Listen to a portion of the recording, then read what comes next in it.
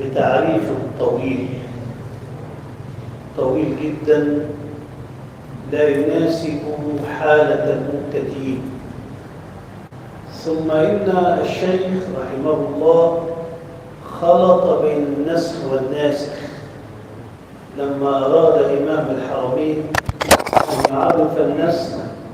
للأسف عرف الناسخ. أيما كان نحن عدلنا عن تعريفه وجئنا بتعريف موجز، إذ يشترط في التعريفات عدم الإسهاب وعدم التكرار. يعني كلما كان التعريف موجزا كان أدق وكان أقرب إلى الضبط. النسخ رفع حكم شرعي بدليل شرعي متأخر بسهولة جدا، كقوله صلى الله عليه وآله وسلم كما في صحيح مسلم: كنت نهيتكم عن زيارة القبور ألا فزوروها. فقوله صلى الله عليه وسلم ألا فزوروها رفعت ونسخت النهي المتقدم. رفع حكم شرعي بدليل شرعي متأخر، لا بد أن يكون الناسخ متأخرا في الزمن عن المنسوخ، ومن ثم يشترط في النسخ أن يعلم التاريخ، فالمتأخر ينسخ المتقدم، وهذا ما يعرف في نظرية الطروق، يعني الناسخ طارئ على المنسوخ، وهكذا. بسم الله الرحمن الرحيم.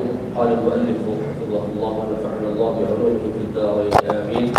وأنواعه نسخ إلى بدل وإلى بدل مساوي أو أثقل أو أخف، ويجوز نسخ يعني نسخ إلى بدل، يعني ربي يرفع حكما ويأتي بحكم آخر، كما نسخ التوجه إلى بيت المقدس بالتوجه إلى البيت الحرام، فهذا نسخ إلى بدل. وقد يكون النسخ إلى غير بدل، ربي يرفع الحكم ولا يأتي بحكم آخر. وقد يكون النسخ إلى بدل أثقل، يعني الشرع ينقلك من حكم خفيف إلى حكم أشد. ففرضية الصيام كانت في بداية الإسلام على التخيير، إذا شاء الإنسان أن يصوم صام، وإذا شاء أن يطعم يعطي فدية ولا يصوم هو بالخيار، إلى أن نزل قوله: فمن شهد منكم الشهر فليصم. وانت عرفت إنه من صيغ الأمر المضارع المقرون بلام الأمر، فليصم، فهذا نسخ إلى أثقل. وقد يكون النسخ إلى أخف، الآن خفف الله عنكم وعلم أن فيكم ضعفا، إن يكن منكم 20 صابرون يغلبوا 200 إلى آخره. ويجوز نسخ الكتاب بالكتاب وسنة بالسنة وسنة بالكتاب والمتواتر بالمتواتر. يجوز نسخ الكتاب بالكتاب، مثلا عند من يقول بالنسخ: والذين يتوفون منكم ويذرون أزواجا يتربصن بأنفسهن 4 أشهر وعشرة.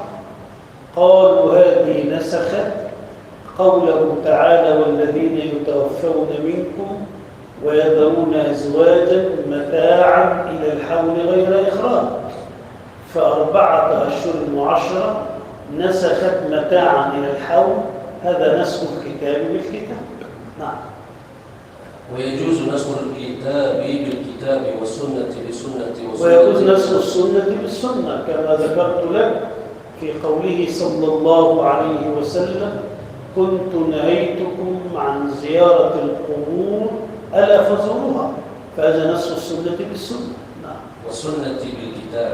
ويجوز نسخ السنة بالكتاب. أمرت أن أقاتل الناس، كلمة الناس عام، نسخها قوله تعالى: في سورة التوبة: قاتلوا الذين لا يؤمنون بالله ولا باليوم الآخر ولا يحرمون ما حرم الله ورسوله ولا يدينون دين الحق من الذين أوتوا الكتاب حتى يعطوا الجزية عن يد وهم صاغرون.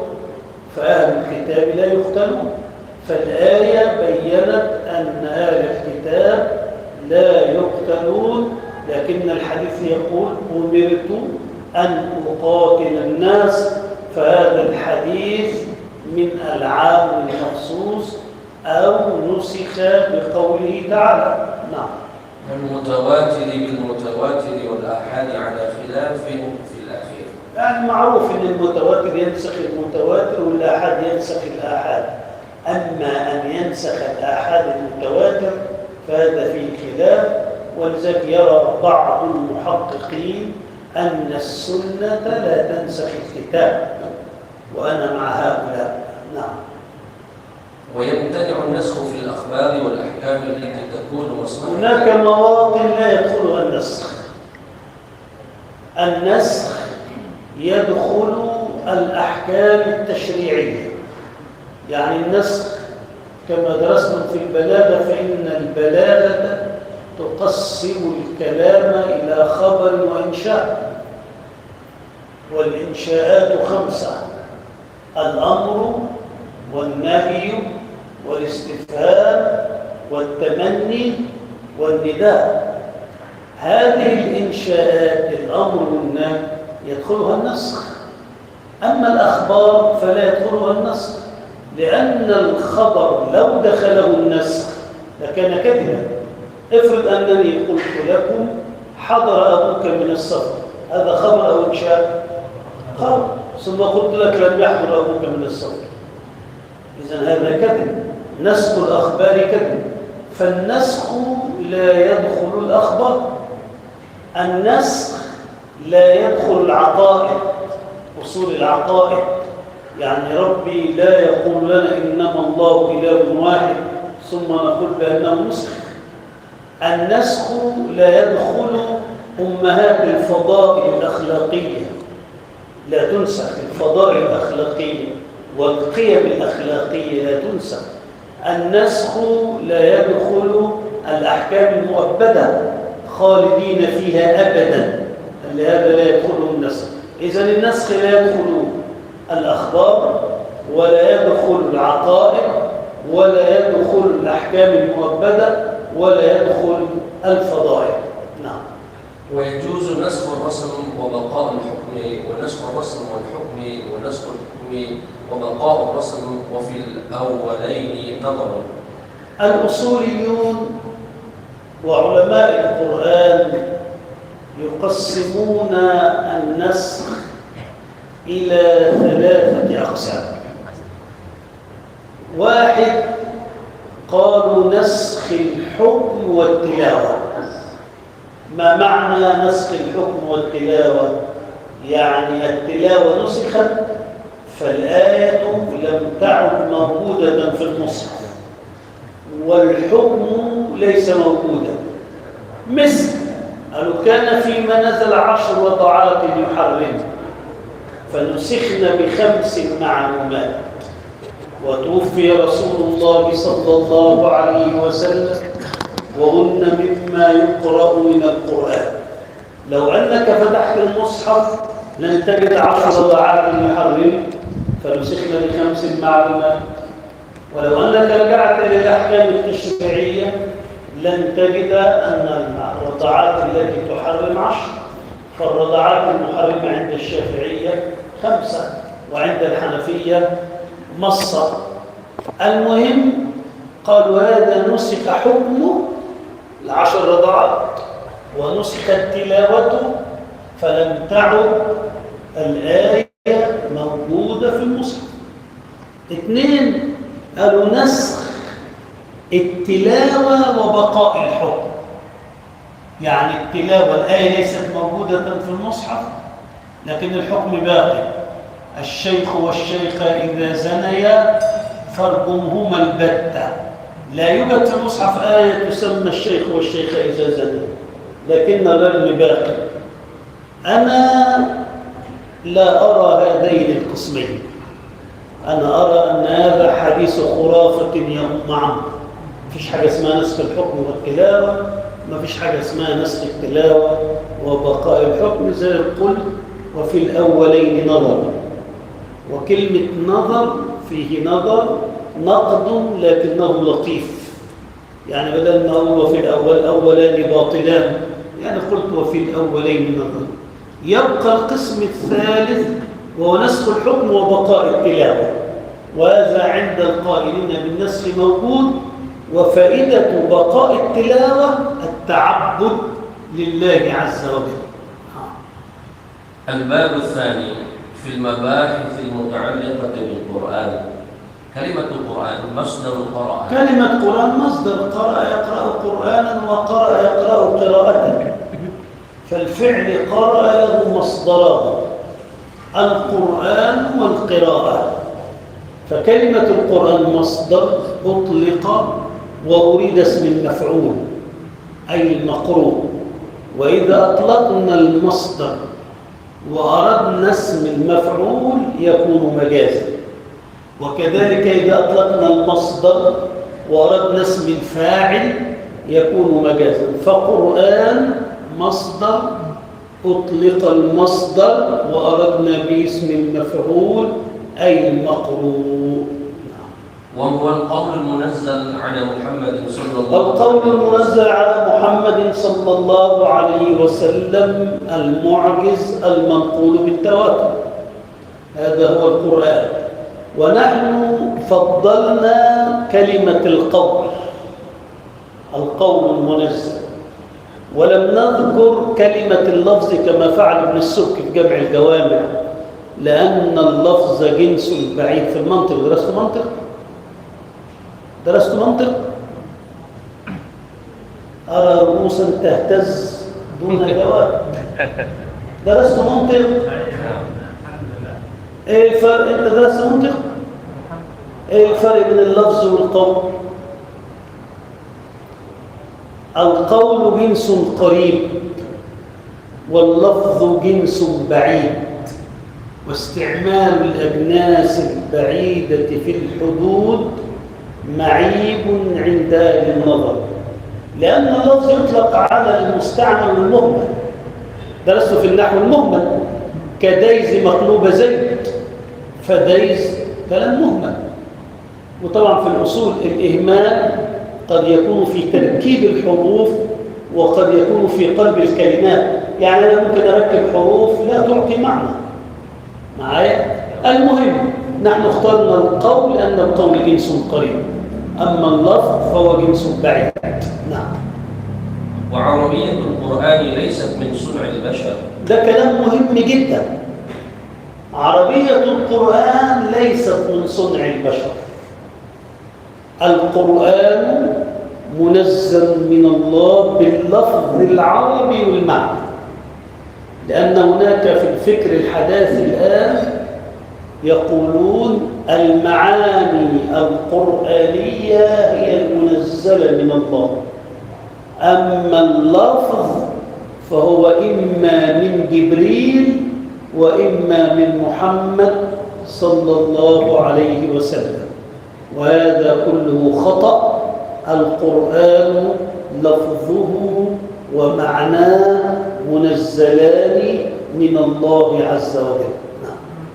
وأحكامه ومفاهيمه ليست من نضج ثقافة البشر. ليست من نضح ثقافة البشر. أحكام القرآن منزلة من الله، مفاهيمه معانيه منزلة من الله، وليست المعاني مأخوذة من ثقافة البشر. نعم.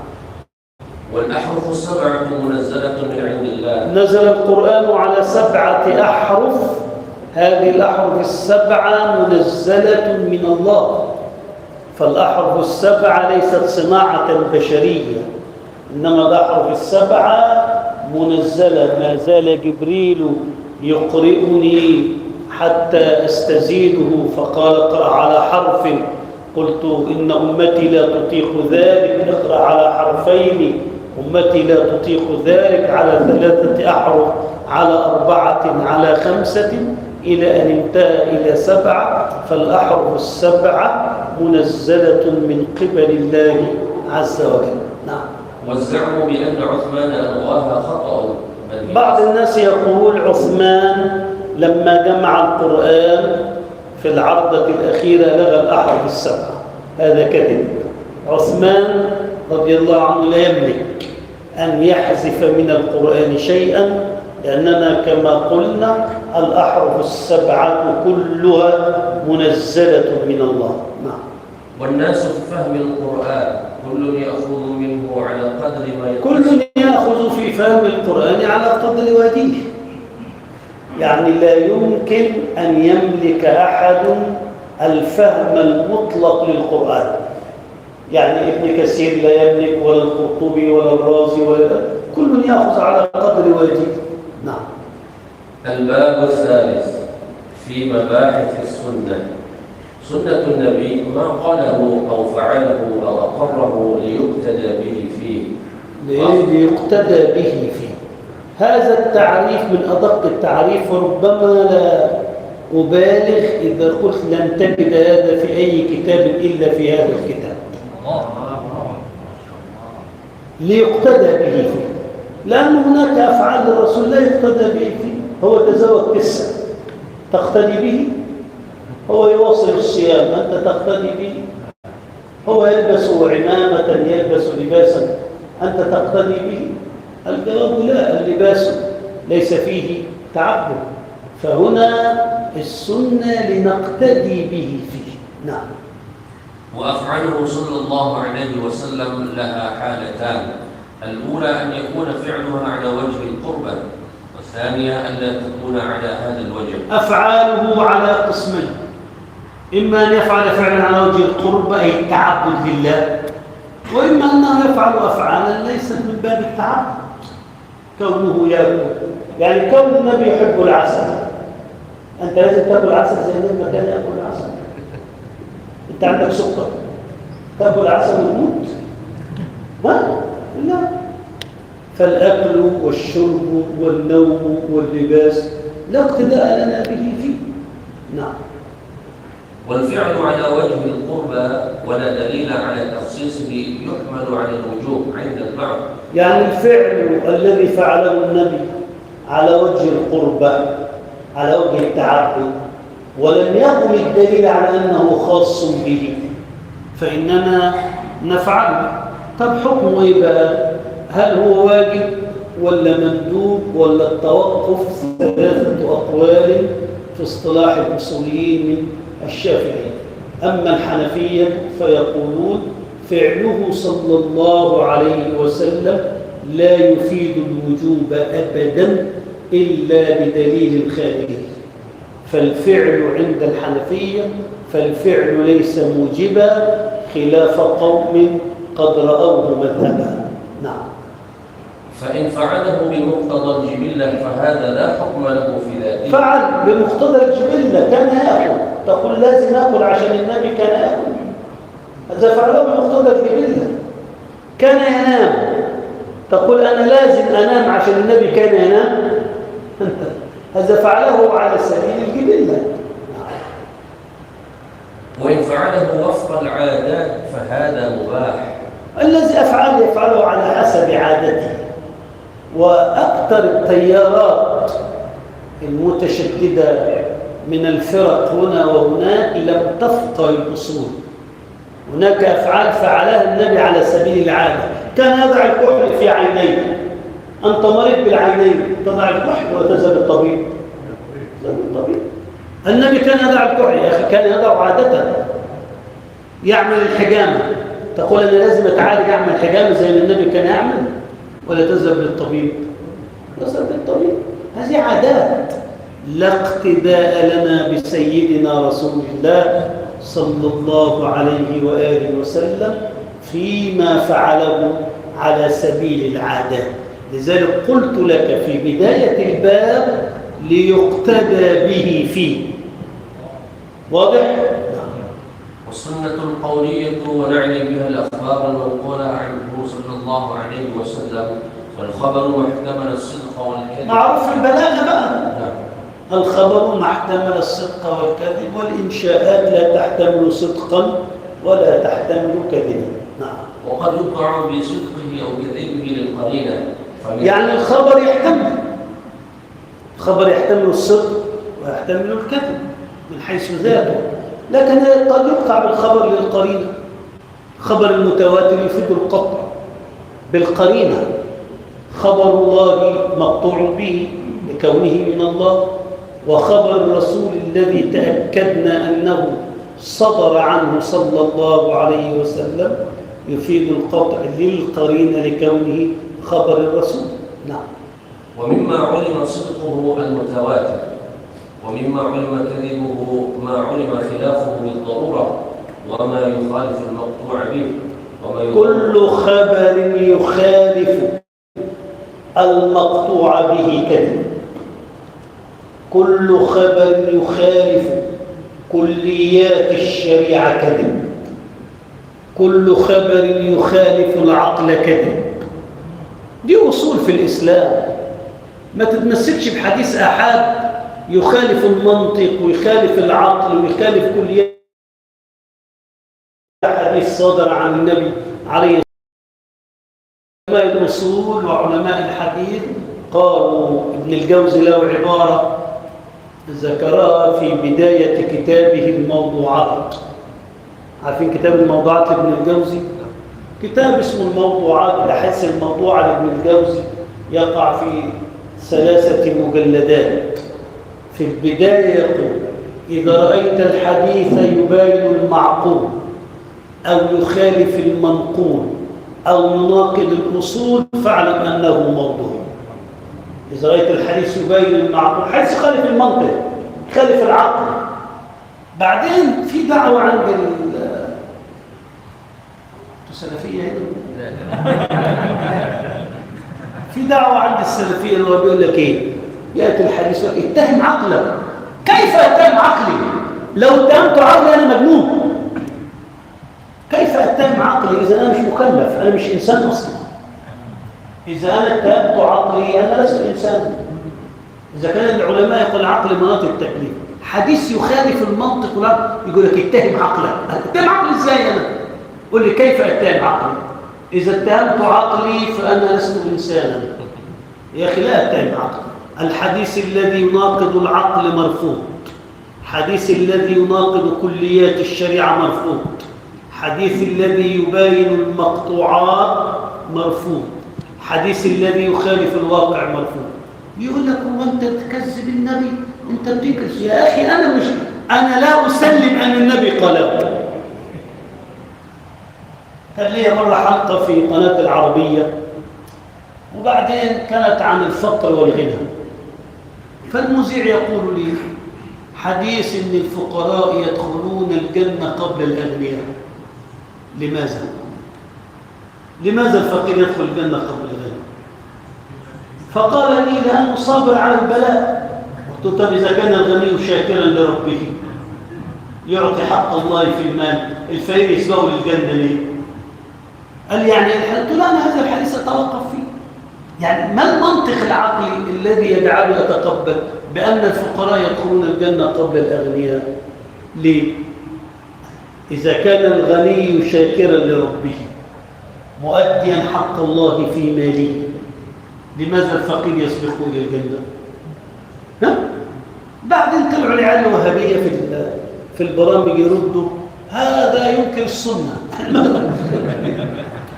يا أخي سنة الله كذا، هذا جهل. نعم. والضعيف يعمل به في فضائل الأعمال. نص النووي في مقدمة الأربعين النووية، وانتم ما شاء الله أندونيسيا كله 40 نووية 40 نووية.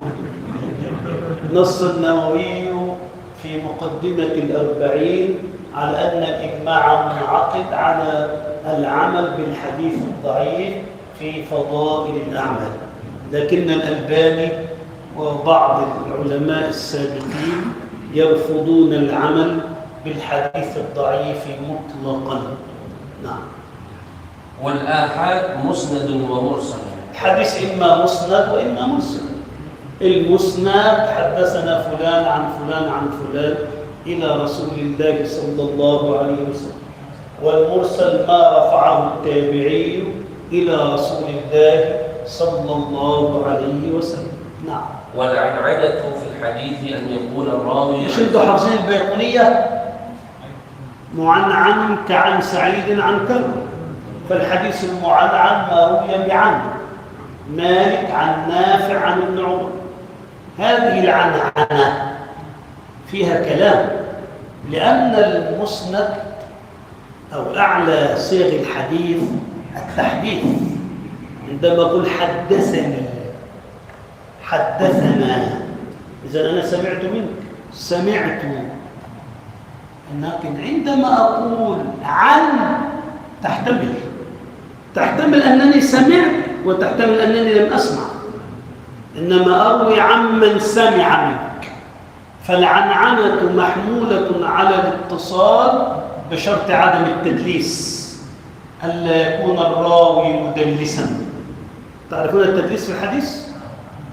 نعم. وطرق التحمل قراءة الشيخ عن التلميذ، وهذه المرتبة في الغاية في التحمل. كان يقرأ الشيخ صحيح البخاري عليكم، هذه أعلى درجات، أو أنك تقرأ أنت على الشيخ. نعم.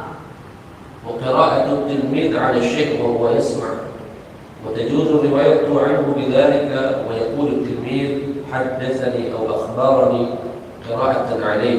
نعم. ثم الإجازة، وهي أن يأذن الشيخ للتلميذ أن يروي عنه ما رواه. كأني أنا الآن أجيزكم جميعا أن تروا عني هذا الكتاب. الباب الرابع في الإجماع. الإجماع هو اتفاق العلماء بأمة محمد صلى الله عليه وسلم. خد بالك، الإجماع اتفاق المجتهدين أو اتفاق العلماء. اتفاق المقلدين ليس إجماعا. شرط الإجماع اتفاق المجتهدين، اتفاق العلماء. اتفاق العوام ليس إجماعا. اتفاق النحاة ليس إجماعا. اتفاق المحدثين ليس إجماعا. الإجماع اتفاق المجتهدين من أمة محمد صلى الله عليه وسلم بعد وفاته على حكم شرعي. بعد إيه؟ بعد وفاته. وخد بالك من كلمة بعد وفاته، تبقى قاعد مع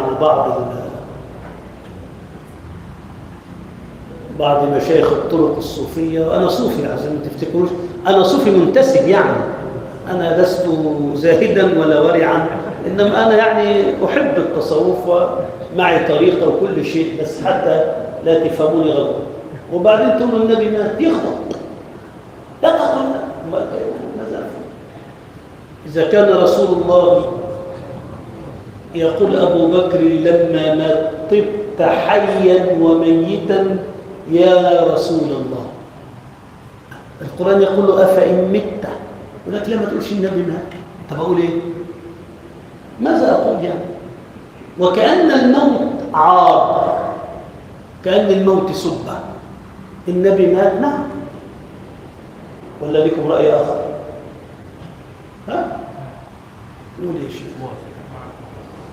وقد احتجت الأمة. شوف، خد بالك من حاجة، خدمة الدين ليست بالخرافات ولا بالخزعبلات. كثير من الناس باسم التصوف يتكلم كلاما ويعطي أسلحة للوهابية لضرب التصوف أكثر مما لو أراد الوهابية أن يضربوا التصوف. الإمام الجنيد رضي الله عنه وارضاه يقول علمنا هذا مقيد بالكتاب والسنة.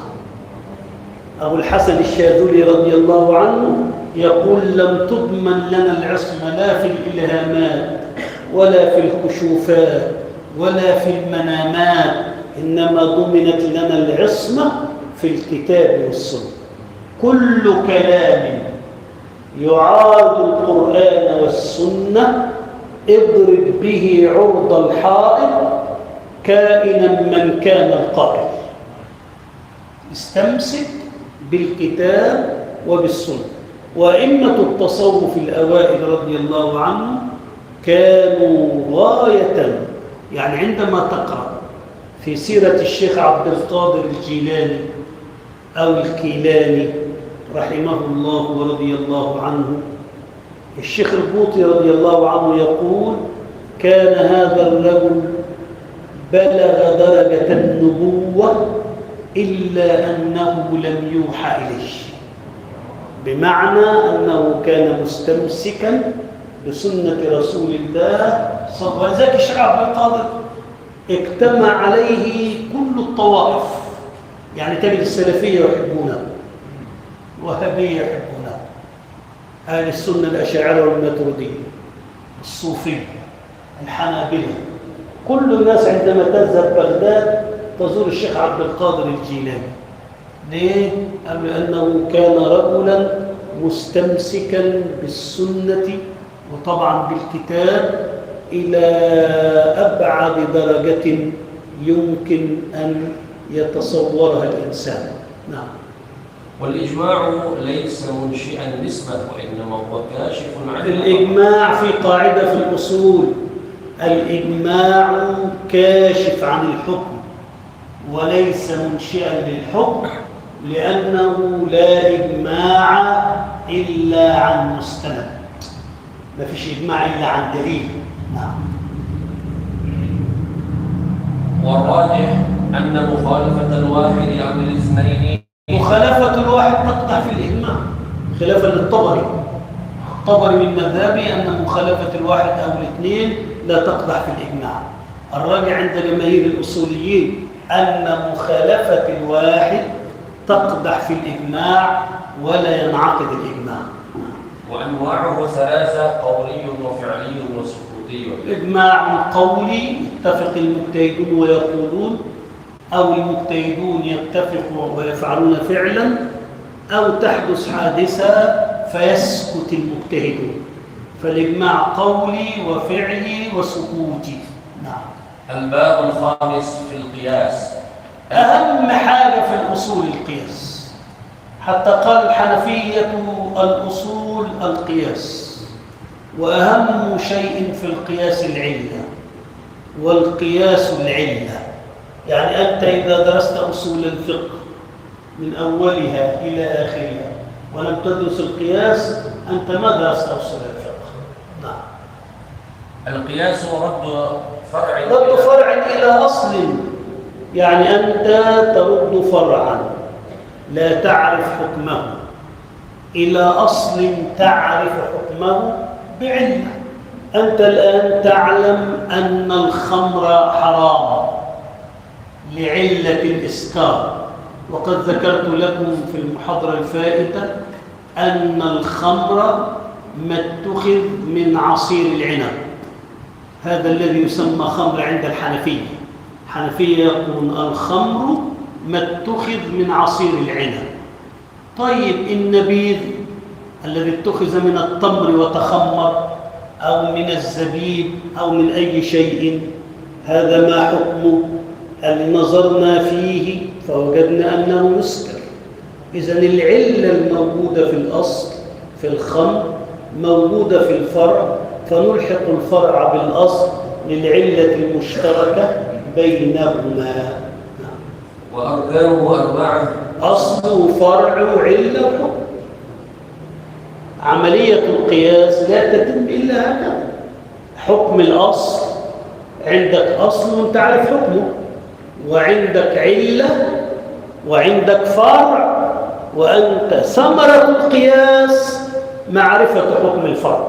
الغاية من القياس، الثمرة المرجوة من القياس أن تعرف حكم المسكوت عنه. نعم.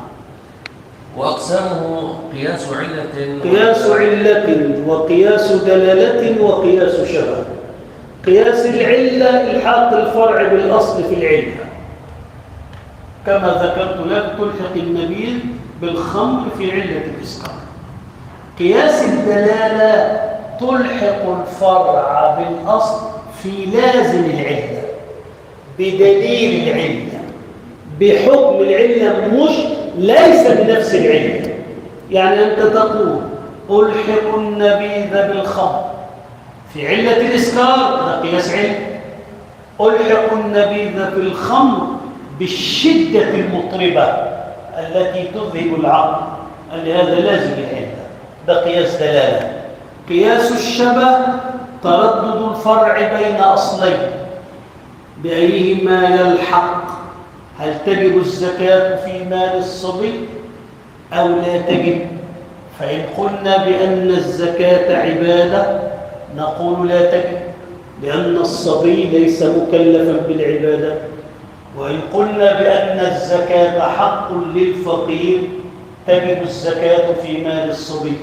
فنجد أن وجوب الزكاة في مال الصبي فرع متردد بين أصلين، هل نلحقه بأن الزكاة حق أو نلحقه بأن الزكاة عبادة؟ وهذا النوع من القياس من أضعف الأقيسة. فإذا قتل إنسان عبدا، هل العبد نفس فيجب القصاص لمن قتله أو هو قيمة مالية فتجب الدية؟ نجد أن القياس متردد بين أمرين في قياس الشبه. ومن أهم شروط الأصل أن يكون ثابتا بدليل شرعي ومتفقا عليه. هذا أهم شرط في الأصل، أن يكون ثابتا بدليل شرعي.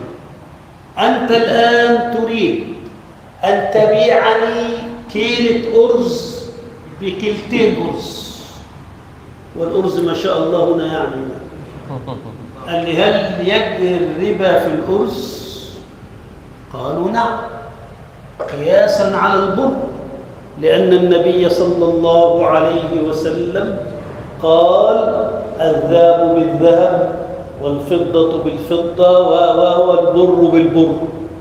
إذن البر بالبر هذا منصوص عليه، فنلحق الأرز بالبر قياسا. فشرط الأصل أن يكون منصوصا عليه ومتفقا عليه بين المتنازعين أو بين المتناظرين. نعم. ومن أهم شروط الفرع أن يكون مناسبا للأصل. أيوة، أنت تلحق الفرع بالأصل في علة مناسبة. أنت الآن ألحقت الأرز بالبر لكون كل منهما مطعوما، والعلة عند الشافعية الطعم أو الطعم، فأنت تلحق الرز بالبر في الربا لكون كل منهما مطعوما. إنما أنت لا تلحق الأرز بالحجر، تقول الأرز يجري فيه الربا قياسا على الحجر. أقول ما علاقة الحجر بالأرز؟ شو علاقة هذا بهذا؟ فلا بد من المناسبة. ومن أهم شروط العلة للإلحاق بها أن تكون منصوصة أو مجمعا عليها أو تحقق مصلحة من طبعا هذا معروف بقى. العلة قسمان، علة نصية وعلة مستنبطة. علة نصية عندما يقول الله من أجل ذلك كتبنا على بني إسرائيل كي لا يكون دولة بين الأغنياء منه، وكما قال صلى الله عليه وسلم إنها من الطوافين عليكم والطوافات. كل ذلك علل منصوصة الشارع نص عليه. قد تكون العلة اجتهادية. ما علة الربا في المطعومات؟ البر والأرز والزبيب. الشافعية يقولون الطعم، والحنفية يقولون الكيل والوزن، والمالكية يقولون الاقتيات والادخار. فكل مكيل موزون يجري فيه الربا عند الحنفي، وكل مطعوم يجري فيه الربا عند الشافعي، وكل مقتات ومدخر يجري فيه الربا عند المالكي. هل الحديد يجري فيه الربا؟ يجري عند الحنفية لأنه موزون. والذهب هل يجري فيه الربا؟ لأنه موزون. والفضة يجري فيها الربا لأنه موزون. نروح للشافعي، هل الحديد فيه ربا؟ لا، ليس مطعوما. عند المالكية لا، لأنه ليس مقتاتا ولا مدخر. هذه علة اجتهادية استنباطية، ولذلك اختلف فيها الفقهاء. نعم. وأن تكون موجودة في الفرع كما هي في الأصل. أيوة، العلة يشترط أن تكون موجودة في الفرع كما هي موجودة في الأصل، وإلا علامة الحق الخيط الذي يربط بين الفرع والأصل العلم. طب إذا لم تكن العلة موجودة فلا قياس، لا قياس إذا فقدت العلة. نعم. والمراد جنس العلة وألا تعود على الأصل بالإبطال. نعم. وأن تكون وصفا ظاهرا منضبطا. ده وصف العلة بقى، خصائص العلة أن تكون وصفا ظاهرا منضبطا مناسبا. العلة وصف ظاهر ومنضبط. يعني أنت الآن عندما تسافر في رمضان تفطر ولا لا تفطر؟ هل يجوز لك الفطر؟ ما العلة؟ السفر. طب هل ممكن أن نقول العلة المشقة؟ أم لا؟ لأن المشقة غير منضبطة. قد يسافر الإنسان في طائرة بيزنس فيركب في راحة، وعنده واسطة في المطار يستقبلونه، وتدخل قاعة مكيفة والطائرة وتركب مستريح، وغيرك مسافر معك يقف طابورا طويلا ممتدا، وثم يصل إلى الطائرة بمشقة ويركب. أنت مسافر وهو مسافر، لكن المشقة غير منضبطة مختلفة. قد يسافر إنسان بسيارة مرسيدس بإل مكيفة ومعه سائق وراكب مستريح، وغيرك مسافر بسيارة ضعيفة ليس فيها مكيف وتمشي بالراحة ومشقة وحر. أنت مسافر وهو مسافر. فالشرع ربط الحكم بالعلة، يعني ربط الحكم بالسفر ولم يربط الحكم بالمشقة. ليه؟ قال لأن المشقة غير منضبطة. وقال الإمام الحرمين وأن تكون مضطردة في معلولاتها. دي مسألة مهمة. شرط العلة الاضطراد. ما معنى أن تكون مضطردة؟ قال يعني كلما وجدت العلة وجد الحكم، انتفت العلة انتفى الحكم. كلما وجدت العلة وجد الحكم. وجد الإسكار وجد تحريم الخمر. وجد الإسكار في أي شراب كان وجد التحريم. ليه؟ لأن العلة هو موجودة، علة الإسكار وجدت العلة وجد الحكم. الطيب نشرب هذا القهوة فليس فيها إسكار، قال لي ما فيش تحريم. انتفى الإسكار انتفى التحريم. هذه معنى مضطردة.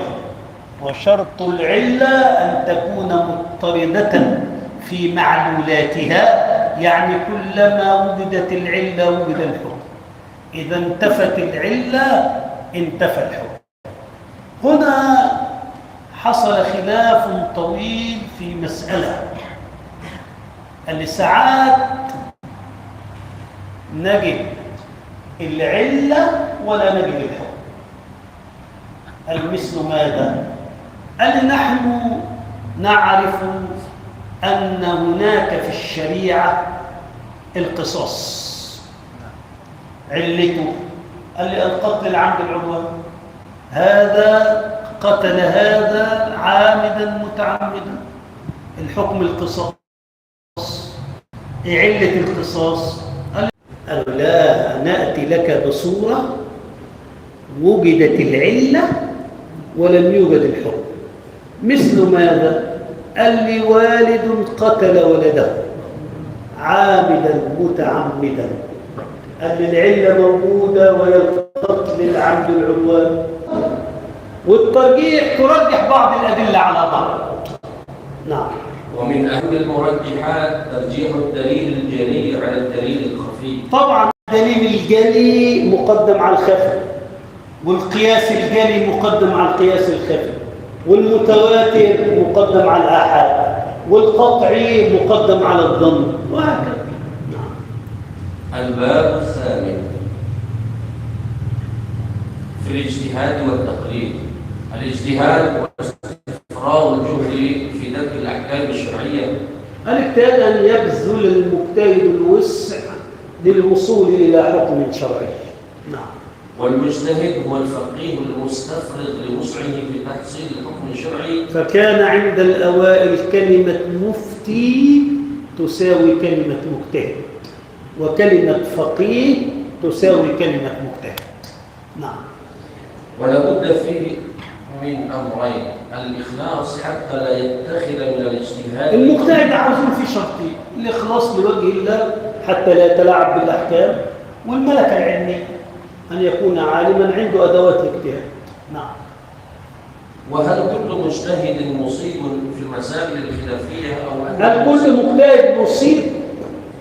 أما في الأصول فالمصيب واحد، في المسائل العقدية المصيب واحد، لأنه لا يمكن أن نقول بأن اليهود وأن النصارى وأن المجوس وأن المسلمين كل على صواب.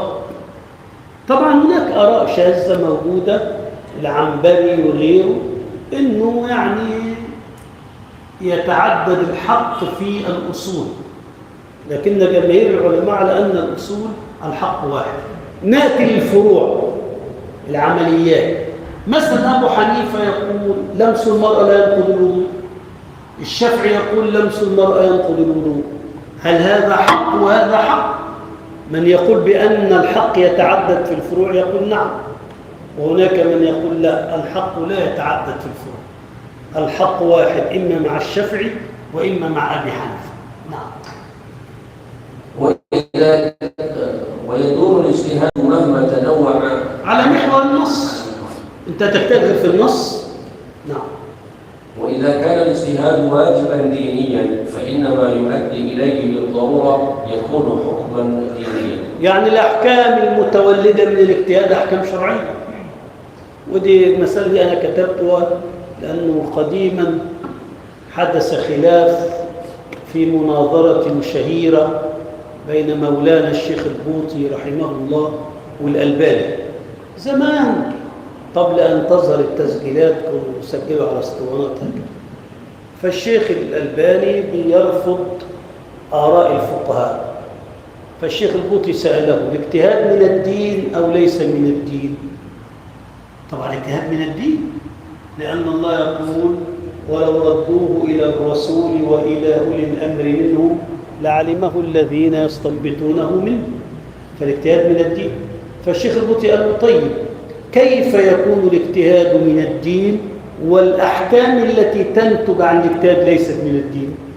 ما دام الاجتهاد من الدين إذن الأحكام التي ينتجها الاجتهاد أيضا من الدين، لأن الله يقول: ولو ردوه إلى الرسول وإلى أولي الأمر منهم لعلمه الذين يستنبطونه منه. نعم. والاجتهاد ليس عملا إبداعيا طريقا يعني الاجتهاد ليس على مزاجك،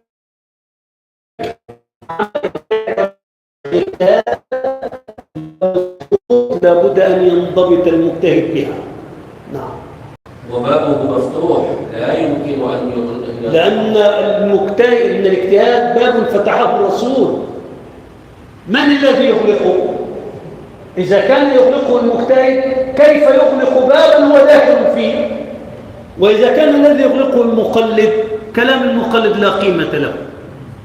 إياكم ثم إياكم أن تسمعوا كلام المشايخ، اوعى تجتهد، خليك محشد مش عارف ايه وايه. يا اخي والزمن الذي يتجدد هذا ماذا انا صانع فيه؟ الحوادث الجديده ماذا انا صانع فيه؟ هناك ناس هناك عند الشيخ ده قاعدين ما فيش غير فقه الشافعيه، واقرا مش عارف الزبد، واقرا على العين والراس، لكن هل الاقناع ولا هل متن ابو شجاع ولا هل الزبد ولا ما اعرفش ايه، هل هذا يفي بحاجات الناس الان؟ 90% من المعاملات ليست في ابو شجاع، 90% من المسائل في العالم كله ليست في كتب الشافعيه.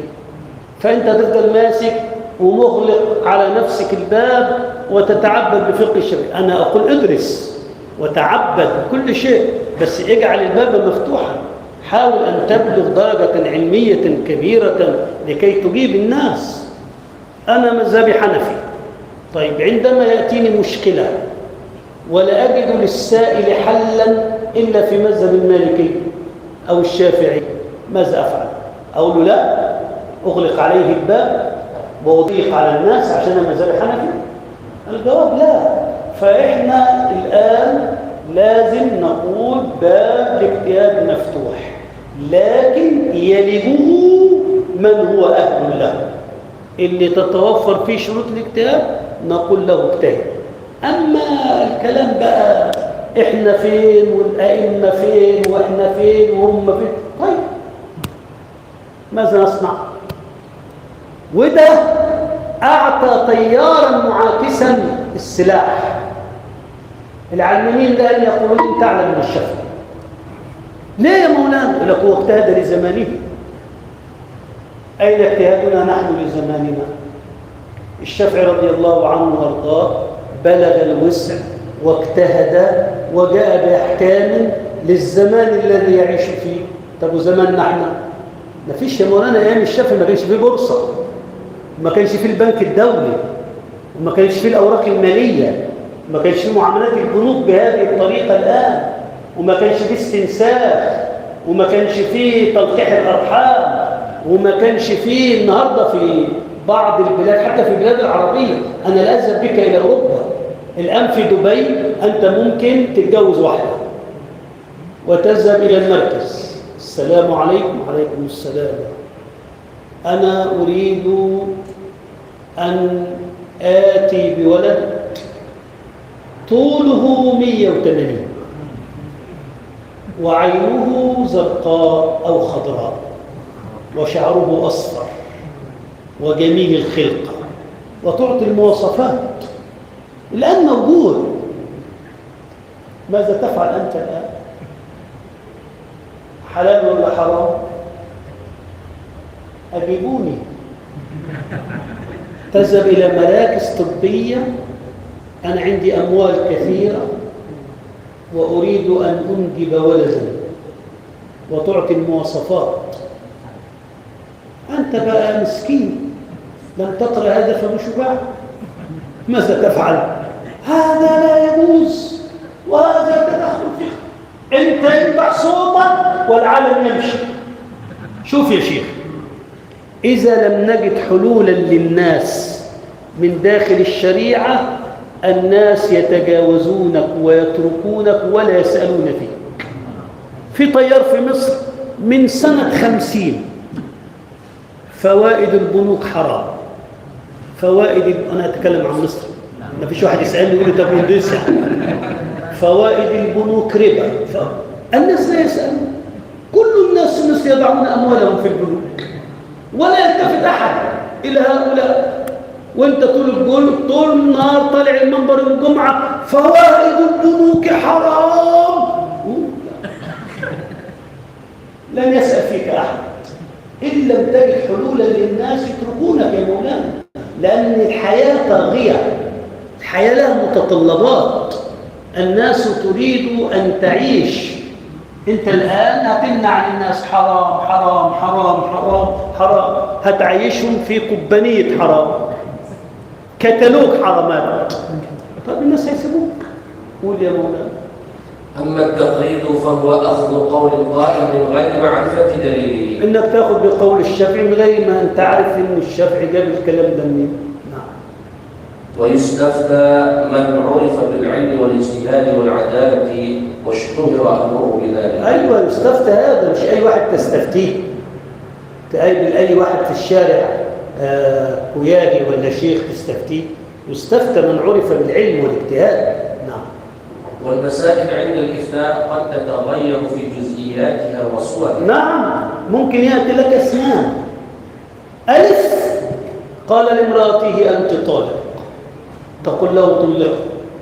وب قال لامرأته أنت طالق، تقول له تطلق. ظرف هذا غلام. هذا رجل قال لامرأته أنت طالق بعد لأواء وبعد شدة وبعد إلحاح ونرفزة وخناقات وغضب، وخرج عن طبعه. وهذا وهو يتناول السيجارة قال لها احتقار.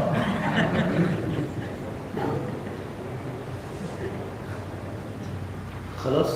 وإن لم تتغير في كلياتها والمفتي المفتي يحتاج إلى أمور أربع: معرفة مقاصد الشريعة. افهم بقى مين الذي يفتي. مش كل من لبس حنة كده وأصبح مفتيا. من الذي يشترك في المفتي 4 شهور؟ معرفة مقاصد الشريعة، الغايات والأهداف من وراء النصوص. هذه مقاصد الشريعة تعرفها. الغايات والأهداف التي تأتي من وراء الأوامر والنواهي. نعم. إدراك الواقع، ولا بد أن تدرك الواقع المعيش الذي أقوله لك. ولذلك يمتنع أن يأتي واحد إلى أندونيسيا ويفتي، أو يذهب أندونيسيا إلى مصر ويفتي. كل بلد لها ظروف ولها تغيرات ولها بنية اجتماعية ولها بنية ثقافية تختلف من مكان إلى مكان. المصيبة إيه؟ أن بعض فقهاء الخليج عاوزين يفتوا العالم كله. تعرف من سنوات ذهب داعية من الخليج إلى أمريكا في رمضان. ماذا يصنع؟ يعطي دروس للناس في رمضان في أمريكا. ظل طول الشهر يتكلم عن عبادة القبور والشرك والطواف حول القبور. قام له الأمريكان آخر الشهر قالوا لي: يا شيخ ما عندناش قبور هنا. هنا عندنا شذوذ، هنا عندنا إلحاد، هنا عندنا زواج مثلي، هنا عندنا لواط، هنا عندنا قاذورات. انت ليه تتكلم؟ هو فينا في قبور؟ في سيدنا الحسين في امريكا؟ هذا هو. طول الشهر يحذرهم من عباده القبور. فهذا رجل فاقد الوعي. نعم. وفك التعارض بين النص والواقع. لا تجعل النص ليس متلائما مع الواقع، ولا تجعل الواقع طاغيا على النص. كيفية إيقاع حكم الله عن الواقع. كيف توقع حكم الله على الواقع؟ أنت عرفت الحكم في الفقه ودرست الواقع، لكن كيف توقع الحكم على الواقع؟ أنت عرفت أن قول الرجل لامرأته أنت طالق أو مطلقة أو الطلاق يقع صريح. أدي أنت عرفت الحكم. ورحت للراجل وعرفت الواقع. الرجل قال لامرأته أنت طالق في شدة الغضب، والنبي يقول عليه الصلاة والسلام: لا طلاق في إغلاق. فكيف توقع هذا الحكم طالق مطلقة على الواقع؟ ده يحتاج إلى الفقه ويحتاج إلى الاجتهاد. هذا وآخر دعوانا أن الحمد لله رب العالمين، وقد أجزتكم جميعا لهذه الورقات رواية ودراية وتدريسا لمن يجد في نفسه أنه أهل وأنه استوعب. وأسأل الله أن ينفعنا جميعا بما سمعنا. اللهم علمنا ما جهلنا وانفعنا بما علمتنا، واجعله خالصا لوجهك الكريم يا أرحم الراحمين يا رب العالمين. ورضي الله عمن كان سببا في هذا المجلس، ورضي الله عن الشيخ زكي وعن الشيخ بيطة وعنكم جميعا وعن آبائكم وأمهاتكم، وجعل الله ذلك في ميزان حسناتكم، والحمد لله رب العالمين. هذا مكان مبارك. انتهينا في جلستين. حتى القهوة.